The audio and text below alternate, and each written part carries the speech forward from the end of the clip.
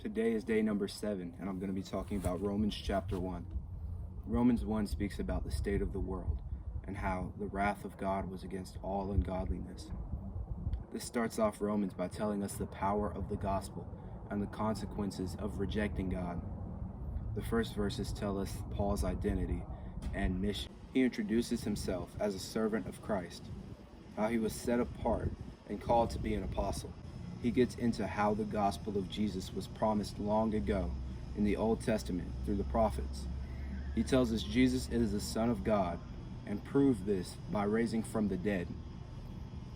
Verses 5 through 7 call us to faith and obedience. True faith leads to obedience, living out our belief. Paul wanted to strengthen and encourage the church and show them the importance of Christian community. Paul says he is not ashamed of the gospel because it is the power of God that brings salvation to all who believe. All people, Jews and Gentiles, should live unashamed of the gospel. We should share it with others.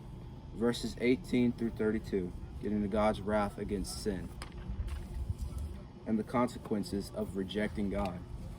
People choose to reject God mainly in order to embrace sin.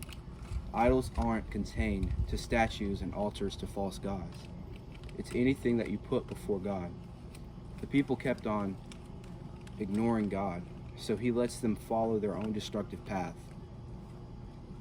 Our society normalizes sin, but don't accept that. Make sure that you're following God's truth rather than your own desires.